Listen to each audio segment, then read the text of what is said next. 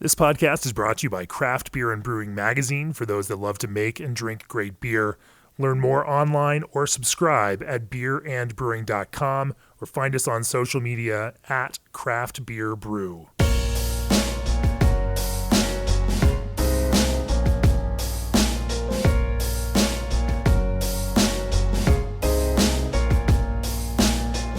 Hey everybody, it's John Hall, the senior editor of Craft Beer and Brewing Magazine.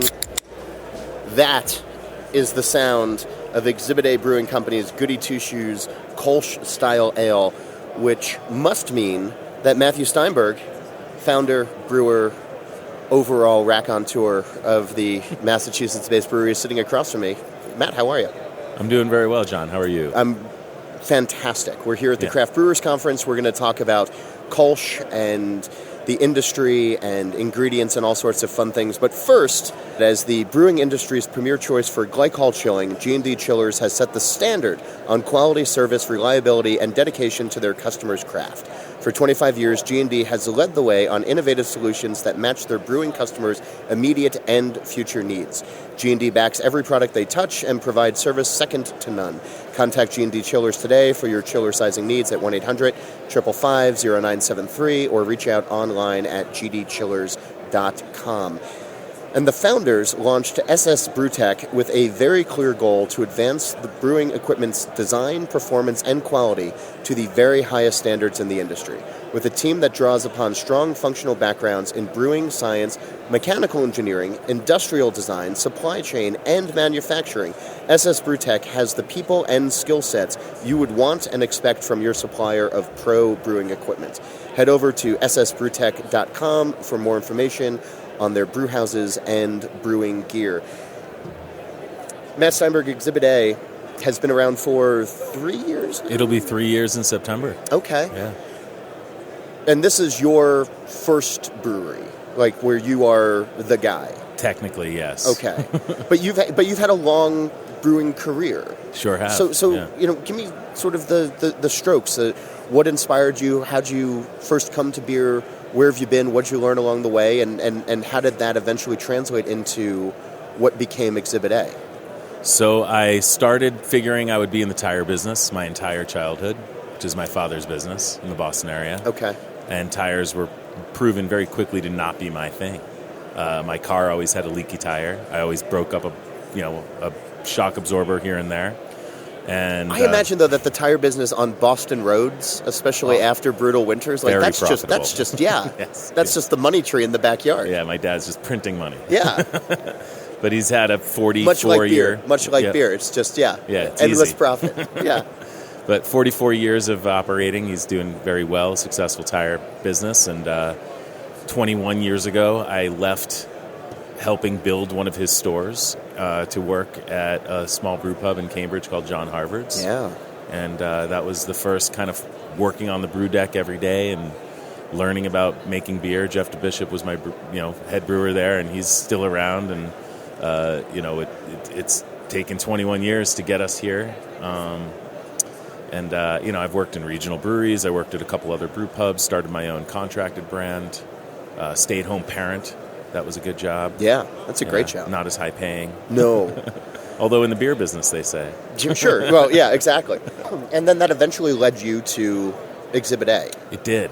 And you're in the space that I think a lot of our listeners will be familiar with and a lot of beer fans will be familiar with, which was the original home of Jack's Abbey. Yes. Yeah, it's a great home to be in.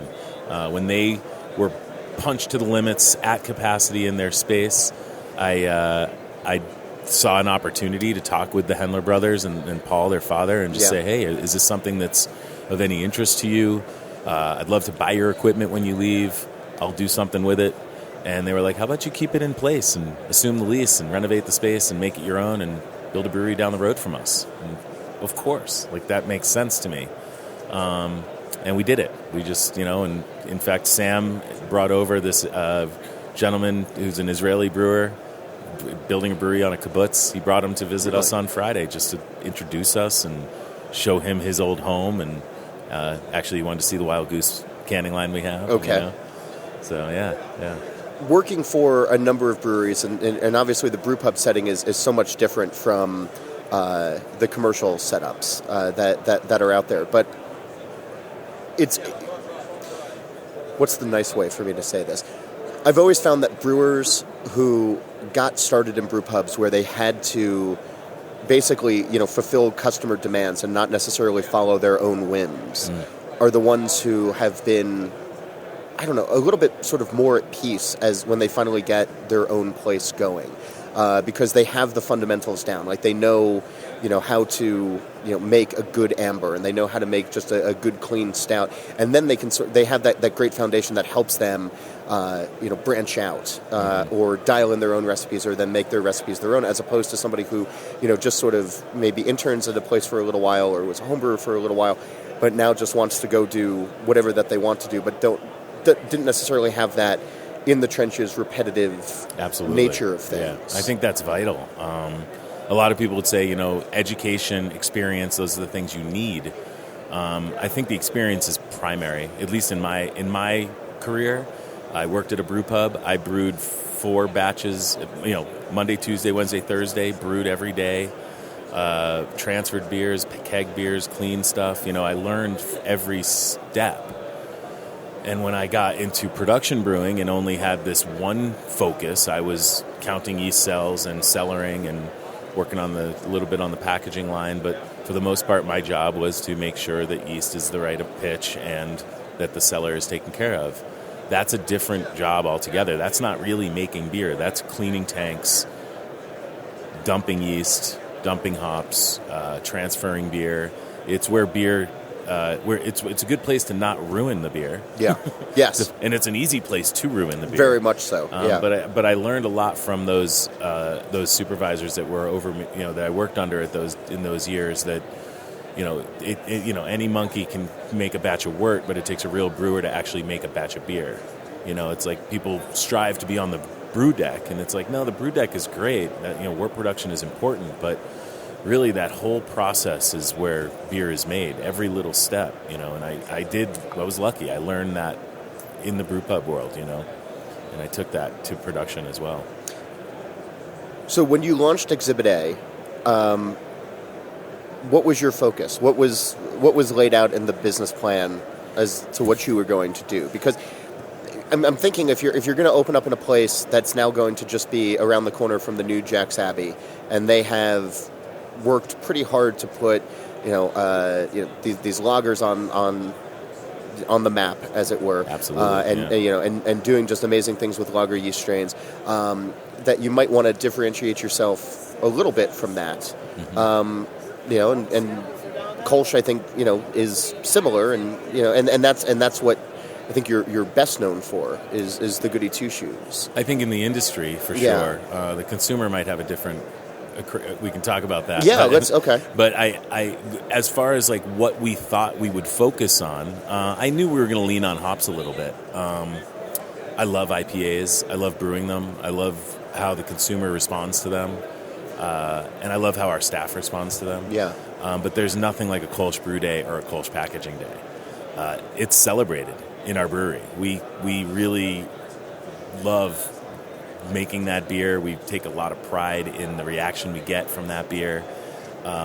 So when I started to conceptualize what Exhibit A would become, I knew I wanted to make Kölsch beer.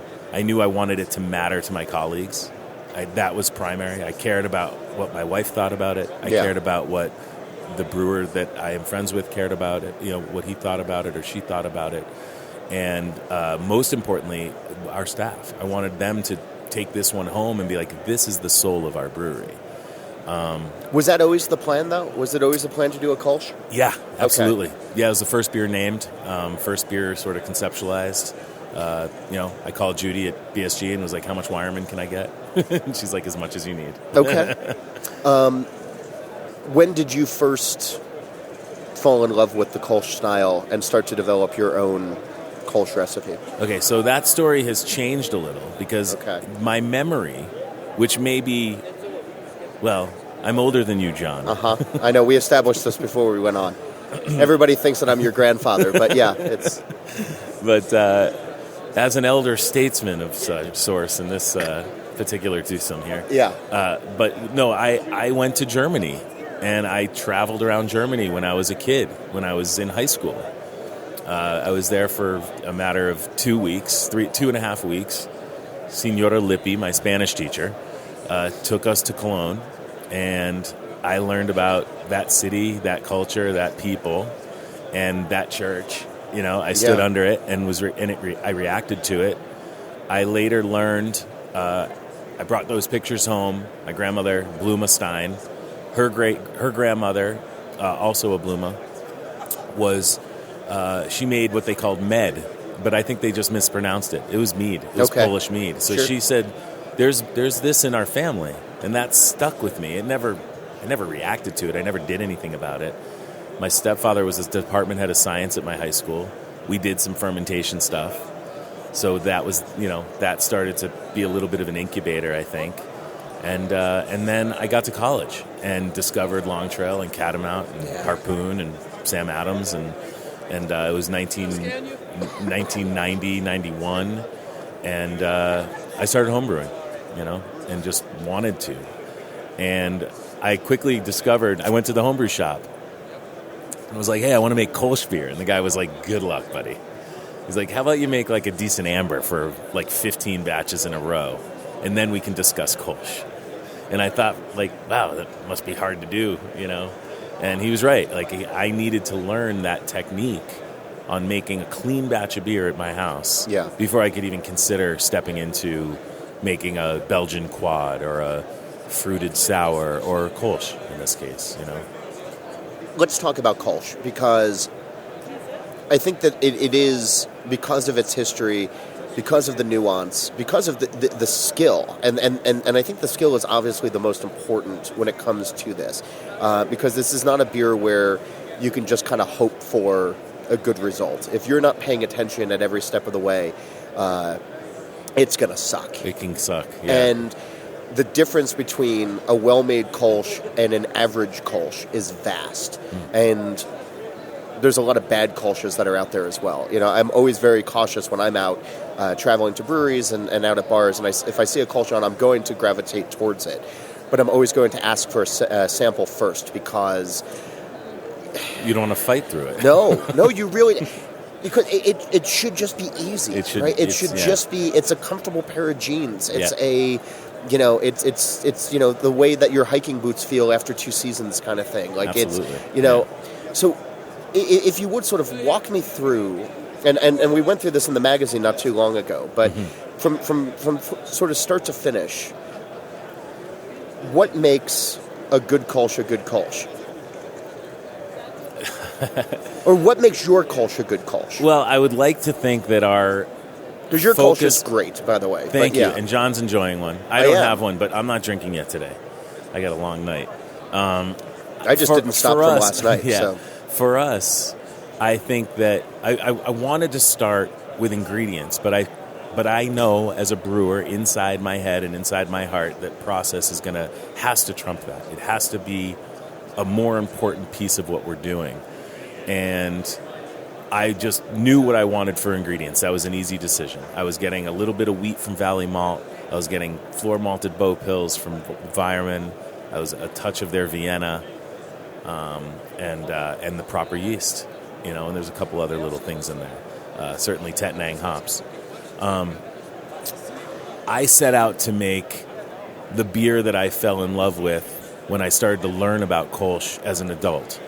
And it was drinking Reisdorf and Fru at the Moan and Dove and at the Dirty Truth and later at Lord Hobo and wherever else. The Public House taught me about Kölsch too. And I felt very akin to it. I felt like it was something that I was kind of destined to do in a lot of ways, and I wanted to figure out what I needed to do process-wise to get there. Water, certainly, we look at the water of that region and how do we, manipulate our water and our and the ingredients that we use to get there. Yeah. I haven't done a lot of side-by-sides recently, but we did early on. And it's, there's a lot of flavor differences for sure. I think that for us, that the mash is really important, and I'd like to stress that our system is actually technically fairly inadequate for what we're doing. But we managed to make it work. I mean, it's a single infusion mash tun. We're not separating into a lauter tun, so it's not as delicate on the grain. It's you risk pulling tannins through. Like, we're very careful and conservative with that runoff because of that. I make sure that wort is bright, beautiful bright from move to kettle to kettle full, and we're checking pH the whole time. And we've managed to find this sweet spot with the beer. Fermentation temperatures have fluctuated a little bit, but we've kind of felt that the 62 starter and let it ramp up at the end a little, and then get it cold slowly is really what's worked for us. Keeping the yeast happy is the most important, it seems. It's got to be. Yeah, it's not easy.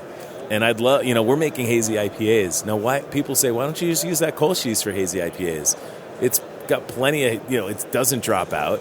You struggle to get that Kölsch bright. Yeah. Like, just do it that way. But we've tried it, and that yeast changes after there's hops in it. Sure. And it will not produce another Kölsch after that. No. And so, we don't have a great way of harvesting and pulling at that, that particular yeast at that temperature. It needs to cool down a little bit to get a good pitch. So we've just reserved, it's the beer we make it with. We don't use it for anything else. But it's been a fun ride. All right. I'm going to come back to this in just a second, but you were talking about ingredients, and it reminded me that here we are in the middle of the show, and I'm happy to say that great beers are made from select ingredients. With BSG, you'll bring the world to your brew house with an unparalleled and diverse selection of ingredients from across the globe to just down the road. Their dedicated customer service team and industry experience provides you with the assistance you need in every step of the way. Let BSG be your supplier of choice for products essential to making great artisanal beverages so you can stay focused on your craft. For more information, visit them at bsgcraftbrewing.com or contact them at 1-800-374-2739. This episode is also brought to you by craftbeer.com, whose mission it is to tell the stories behind America's small and independent breweries and the cities and businesses that support them. On the ingredient front, I think one of my biggest complaints with some of these, the way that some brewers approach these classic styles is to apply the modern American method to them. So it's, hey, here's a recipe that is fairly simple, that needs a lot of attention, but that is, the grain bill, your hop schedule, even the yeast, it's fairly simple on paper. Yeah.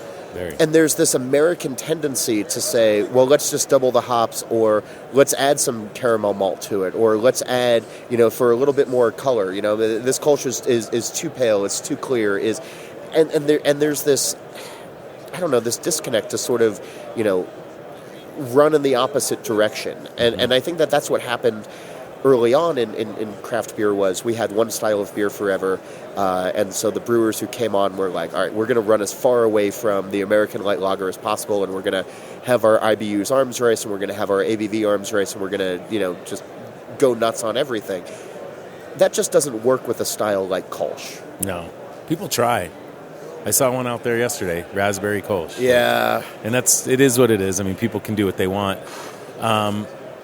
I think what you're getting at is we need to exercise a little humility, and I think we need to exercise a little restraint when making these beers. That sounds harder to do hard in practice than words. I think it's hard to do in practice. It's also very hard to do in a marketability standpoint, because this arms race you're talking about now.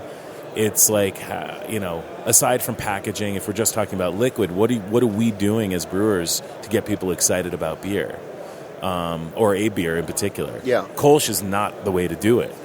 It gets us excited. And that, like I said before, that's very important. For the industry to love what another colleague does is, I think, really gratifying and amazing. So there's a disconnect, right? When brewers come by and visit you, and I'm sure they do all the time, by nature of where you are, the brewers are going to reach for your Kölsch first, right? I mean, They do. Yeah. It's awesome. what does the general consumer reach for when they walk into your place? The Cat's Meow IPA. Straight. It's the first one. It's the Cat's Meow IPA. Yeah. It's the first one they order. I like to describe, people say, what's your favorite beer that you make? I say, well, my favorite to brew is the porter because it just smells great. It's fresh roasted grains. And then my favorite to drink is the Kölsch. But the Cat's Meow is putting the kids through college. Like, it's keeping the roof on and, fixing the leaks and plowing the driveway. But, people, our number one selling item, now not revenue, but item sales, is Kölsch Stangas in the tap room. And, it's a $4 beer. Yeah. But by the ounce, it's all the same. Sure. And but people, they start with it, and a lot of times stick with it, and that to me is, it's gratifying to see, but it's also sort of telling of the direction we're headed. Yes, canned product, that's a hoppy beer. It's, and it's hard to sell beer in cans that isn't an IPA right now. Yeah. You have to work at it, and I kind of relish the work. I appreciate the effort that our team goes through and our distributors go through to sell those beers. Of course, the retailers doing the same thing. People they see your IPA, they're like, "Oh, we want to get that." It's like, that's easy. That you can have that. That's fine. But let's talk about the porter and this and that and the other thing, and the Kölsch. And I think the most fun for me is when I see a draft line for Kölsch, and they're like ordering 2 kegs a week, and they couldn't be happier. And they're not. It's not.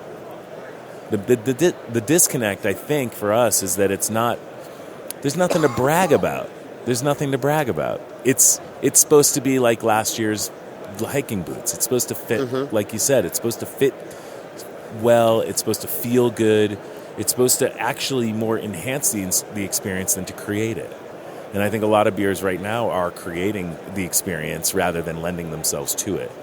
I think that we have both. I mean, certainly, Before we went on, and you've gotten to this a little bit on the disconnect between what folks in the industry are looking for versus the consumer, and sort of what happens behind the scenes, as it were. And I'm privileged to cover this industry, and one of the things that I notice is that when I'm out drinking with professional beer makers or people who are in the industry, it is a much different drinking experience. And I don't mean like a harder drinking experience, like we're going big. Yeah, we're not necessarily going big, but nobody's checking into Untapped, and nobody's taking pictures of their beer, and nobody is, really focused. It is these moments that happen around the beer itself, and having a good, easygoing beer, I think, is.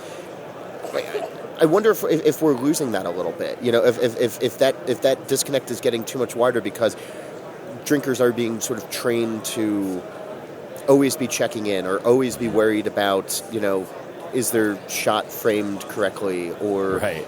And when you make a beer like this, like the Goody Two Shoes, that just, it doesn't have that wow factor, but it also just brings in other things and allows other things to happen. Yeah. I see that happen. I was just in New York for the opening bash for the New York City Brewers Guild event. Oh, sure. Great time, great crowd. We went to Interborough for the night before, and it was I love what Jesse's doing in his team. Oh my God, it's amazing. And so they welcomed us to bring beers. So everybody brought beers. There were probably, a couple hundred different beers to taste, and nobody was talking about the beer. Yeah. It was awesome. Did everybody bring lagers and Kölsch and everything else? Yeah, there were so many great Pilsners and lagers. There were great double IPAs. There were Imperial this and double that. But there was a wide variety. But the one thing, my brother was there, and he's an enthusiast, and he does the Untapped thing. He listens to your broadcast. He likes the everything about the beer world. Yeah. He's in radio. But he pointed out, he said, this is awesome. People are into it. They're clearly passionate about it, but they're not focused on it. It's just part of the experience. Yeah. And I think that that's something that we try to do in our tap room, is I encourage people to recognize what they have in their hand and in their glass and now in their belly. But move on. Like, enjoy it. It's meant to be a part of it. It's not meant to be the leading part. It's not meant to take you away from your human interactions by going onto a website to tell people about your experience. That can be useful, I think, for us too. And when people rate our beers or review our beers, I love it when it's either a completely terrible review, but it's well written. And I love it when it's a great review and it's horribly written. I don't know what that means. Sure. But I do. I'll go with it. I got it. I kind of dig the interaction that can create. And I've saved fans. I've gotten fans, just like Bruce Dickinson was talking about this morning. Don't get a customer, get a fan. And I've gotten fans from customers that hated us. Like, they drank the beer, it was old or whatever, they didn't like it. So I contacted them over this application that they reviewed us on, or whatever it was, whether it was Beer Advocate or Untapped, it doesn't matter. I sent them a message and say, hey, tell me more about your experience, because I feel like maybe there's a way for us to see eye to eye on this. And 9 times out of 10, that person's psyched to hear from us. They're more interested in our brewery now. Yeah. And now they're a fan because we owned it and said, hey, come on down for another taste. I think you'll like it if you drink it when it's, as it's intended to be. For context, I'll point out that we're recording here at the Craft Beer and Brewing Magazine booth on the floor of the Craft Brewers Conference, which is happening in Denver. So we're here on a morning where it's like 70 degrees and sunny, and there's a blizzard warning for tomorrow as well. So Denver in spring is definitely where we want to be. And Bruce from Iron Maiden gave the keynote this morning to the 14 or 1,000 folks who were here. He was great. For it. So that just some context where people are like, why are you listening to, why is the guy from Iron Maiden talking to you about beer? You mentioned old beer or older beer. Mm-hmm. And when you handed me this can of Goody Two Shoes, I was being kind of a jerk, and I actually looked at the date. I looked at the date on the bottom. And this is, so here we are in mid-April, and this is a beer that was canned in late February. Yeah. And this it's a delicious beer. And it is not suffering in any great way. But there are these, I think we've been sort of trained as drinkers these days, and younger generations of drinkers, and certainly newer brewers, of if you're not drinking within a week or two, it's a drain. It's changed. Yeah, and in a lot of cases it does change. Absolutely. Thankfully, this beer does not. No. Yeah, we put 110 day on it, so it's stable, and we don't pull it from the shelf until we feel it's lost a bit of its luster. And generally that's between 120 and 140 days, but we pull it right before that. But the importance of making beers that can actually hold up a little bit as well. Mm-hmm. Mm-hmm. I strive for that every day. It's with impossible. With the IPAs, with the porters, with everything else as well. Yeah, I mean, the IPAs it's just the reality of it will be fleeting. I mean, those hops are going to fade, and that part is, we get it, and we just want to mitigate that by having as best stability as possible, without losing the punch of the hops. Hops are something that I think a lot of folks are going to be talking about here at this conference, and a lot of the hop growers, in fact, every hop grower on the planet, I think, is here with a booth, and they are trying to get folks excited about new varietals. When you go out, obviously not for the Kölsch, but when you go out and you're trying to taste new hops, or doing rubbings, at these booths and out and around, what excites you? What do you look for? Oh, I want to smell something I've never smelled before. Okay. There's a new hop that's on the floor today that I got a good whiff of it back in the fall at Hop Selection at Roy Farms, I believe, and also maybe at I forget where else we were, but we were drinking beers with Sabro. Okay. And this is a new hop that's Haas put out, and it's a really cool, interesting hop. I think that, like anything, we need to the growers and the brokers, they need to market these things, these new hop varieties, in a way that allows us to use something that people would be excited about. And I think there are hops that have, Citra, Mosaic, Galaxy.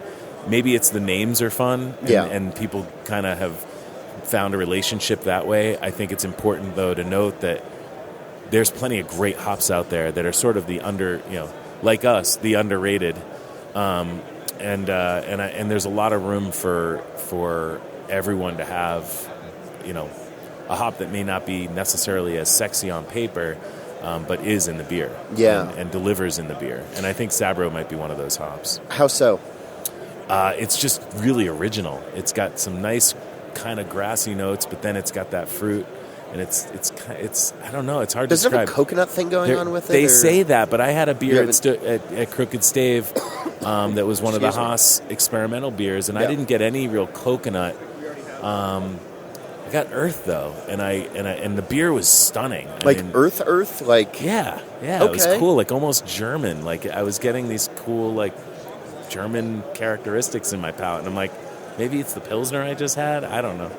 But I love that to participate in that and to smell something new, and that's always fun. Whenever we have an opportunity, we do things at the brewery where we brew a new beer that's an ingredient we've never used or ingredients we've never used, processes we've tried that we'll try with that. And I think Sabro is going to be one we're going to dig into this year for sure. Do you have a pilot system? We do not. Yeah, so we're looking at one. You have a fairly large... It's a 20 barrel. Yeah. So each batch is a 20 barrel batch, but we do our test batches are single lengths. Yeah. And we go into a 20 barrel fermenter. Jesus. We do have a way to split that if we so choose, but we don't. We generally keep it as a 20 because we're canning these beers and it's just not a lot of package at the end of the day. But our demo tapes and some of our other experimental stuff goes in the little tanks. When you're fooling around with a new ingredient, though, right? I mean, and you are a meticulous brewer. I mean, you're not just like, let's see what happens kind of thing. Sometimes. Are you? Sometimes. Because I imagine you'd be a guy who would have the textbooks out and, just... read about everything. I actually like to try a lot of beers that have used some of these things. So if it's a hop, that's generally easier than it is a malt to like determine. Any new malts, we do a hot steep. So we'll do some sensory on the malts. I do that with Valley Malt a lot. Okay. And like she just malted some like hemp seeds. Really? And that for a small project she's working on with another brewery, and I'm going to get some of those seeds as well. Now in Massachusetts we can't use CBD or THC, but we can use hemp seeds. Okay. Just pointing that out. Yeah. Welcome to Denver. Yeah, exactly. There's no rules here. No. Like this is complete the lawless West where we are right now. It's awesome. Working with local suppliers, especially Valley Malt, which I mean is just I think is so well known and celebrated for what they're doing over there, and then your proximity to them, I think. Yeah, I mean I live only 20 minutes from them, but my brewery's about an hour and 10. Yeah, so not too far. Yeah, it's a absolute privilege to be able to use fresh farm raised ingredients and locally freshly processed cereal grains. Like just to have that access is it was 10 years ago. If someone told me I could do that, I'd be like, no, I just order from the catalog, right? There's a phone number I can call, and there's a person I can talk to. But yeah, what do you see as, because obviously you have relationships with the larger maltsters as well, sure. But what's the difference, like from a brewing standpoint on... Oh, wow, the different... And I've actually spoken to my rep from BSG about this. Okay. And I said, when are you going to have me to the house for a barbecue? And she would. Judy would do that. Sure. But every weekend, come on. And I consider Christian and Andrea from Valley Malt our close friends. Yeah. Our families hang out. But to get down to the professional piece of that, the real reality with us is their ingredients are more expensive. They're also better in a lot of cases. The larger... No, Valley Malt. Valley Malt. I'm saying okay. Valley Malt is a bit more expensive. Yes. But it's offset with quality, accessibility, marketability, and relationship. So I consider it absolutely vital that I actually have a real relationship with everybody I do business with. I'm not an email, order the thing, and be done with it. I need to talk to someone on the phone. I want to kind of hammer out ideas. We're thinking about doing this. Should I get a couple extra pounds of this? And that way I can feel comfortable that they understand my needs. And there's no one better than Valley Malt at that.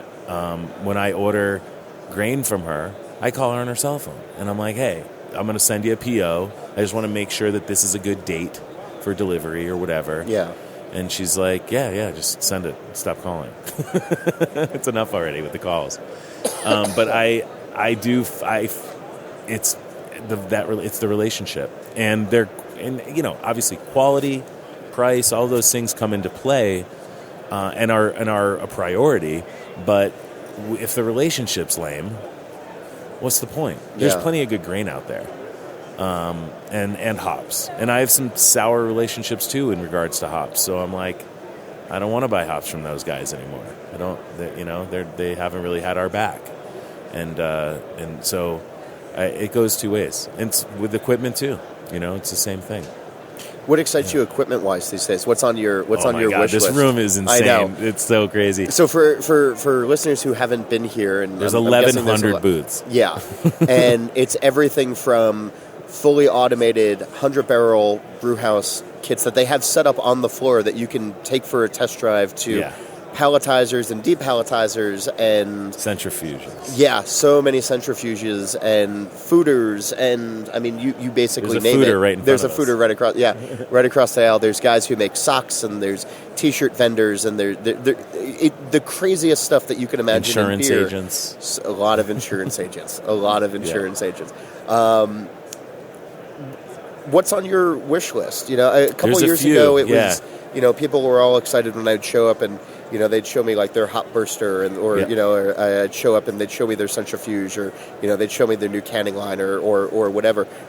What's exciting you right now? So there's a few upgrades that Wild Goose has done to their lid, the litter, what literally drops the end onto the top of the can after it's filled. They've updated a few things there. I'm going to definitely be working with those guys to get that improvement onto our machine.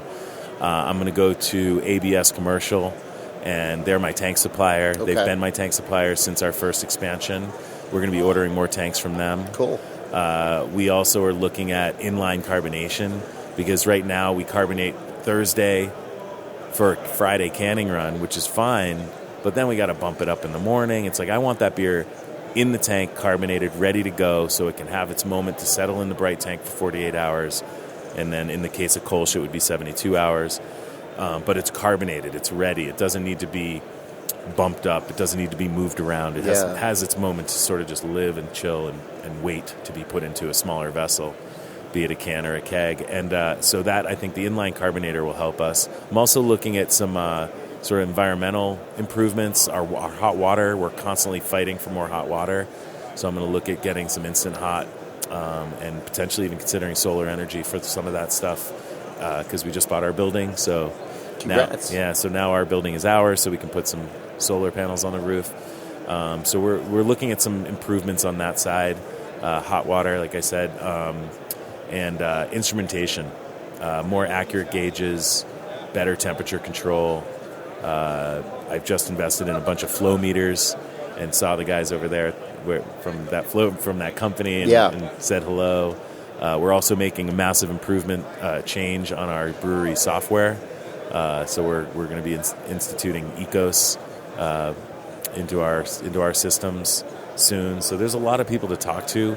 I'm also, but all of this goes towards what eventual goal? Like, what is better beer, more consistent beer, slightly improvement on the workspace is, I think, really important. Safety, like people talk about the hop bursters and the hop rockets. We have a Rolec.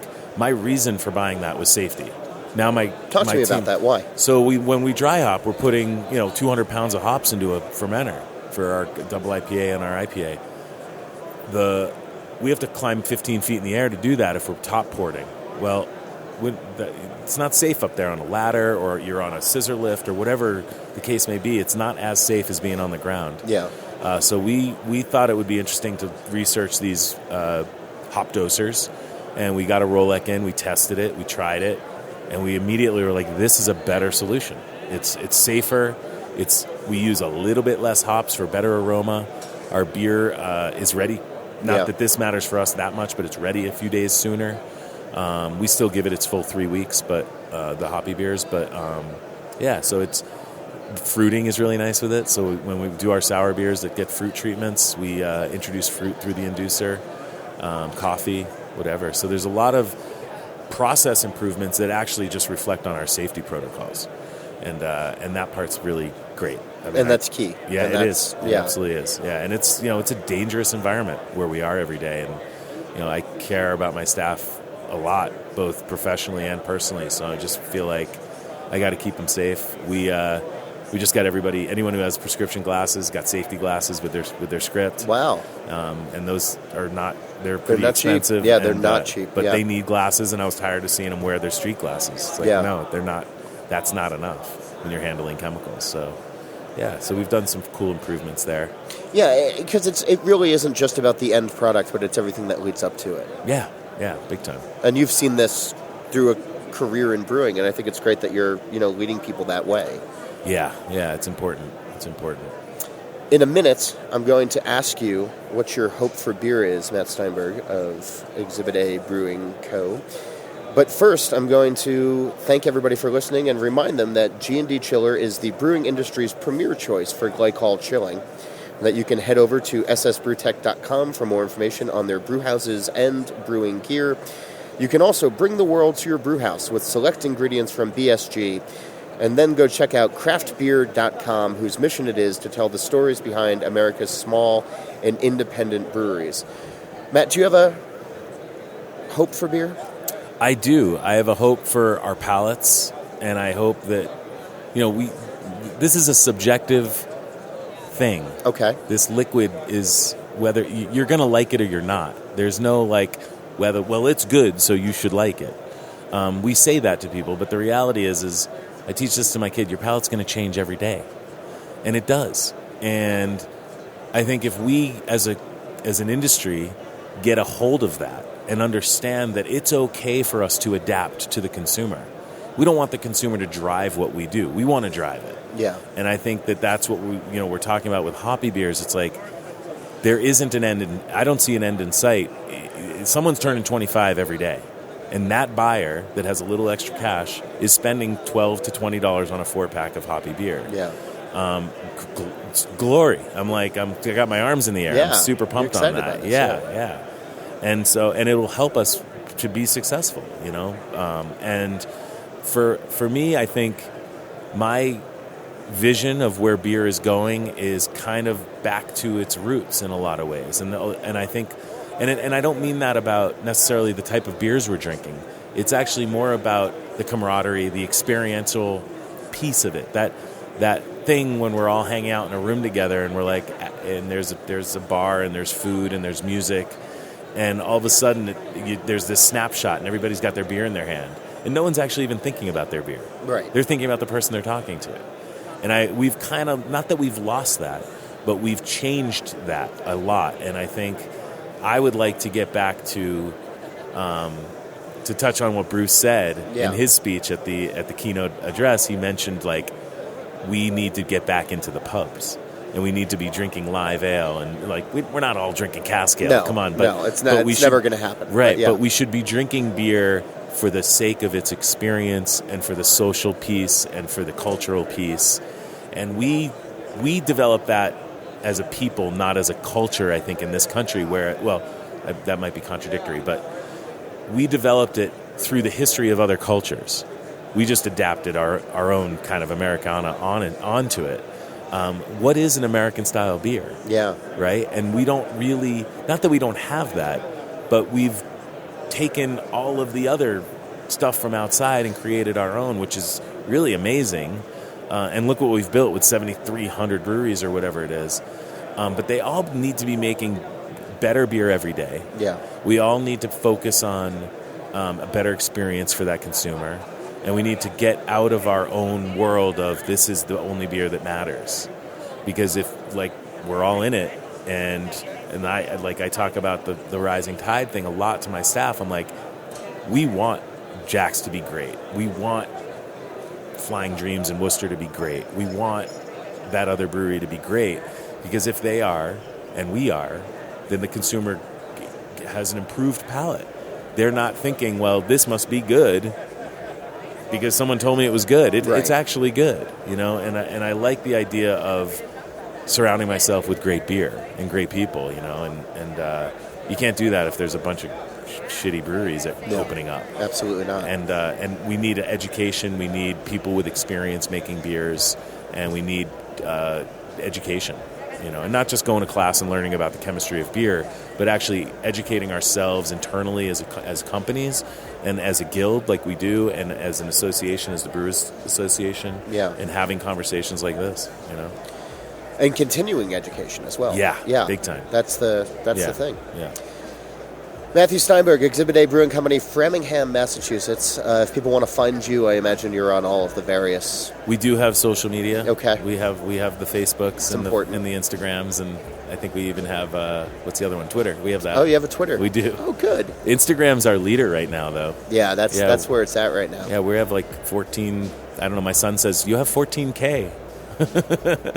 Followers. That's what he's impressed with. Yeah, he's impressed and with you're the like, K. yeah, but the Kölsch is really good. Yeah. But well, all right, so everybody should come and visit you. And, come and visit us. We have our tap room open every day but Mondays and Tuesdays, live music on Fridays. We're opening a beer garden this summer. Fun. On the property, or it's across our street in our other parking lot. Fun. In our new property that we just bought. Yeah. Congrats. Yeah. All right. It's exciting. Well, now I have an excuse, a new excuse to come up and visit. Awesome. If folks have questions for me, guests you'd like to hear, topics you'd like addressed, you can reach out to me directly at John Holl, it's JOHNHOLL at beerandbrewing.com.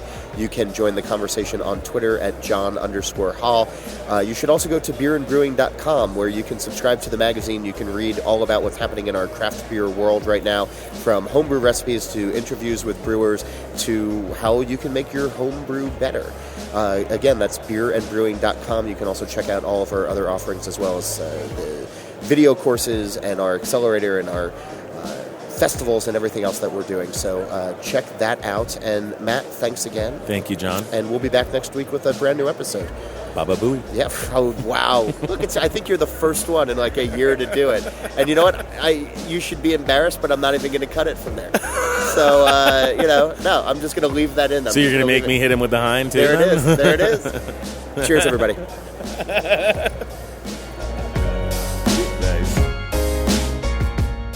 This podcast is brought to you by Craft Beer and Brewing Magazine, for those that love to make and drink great beer.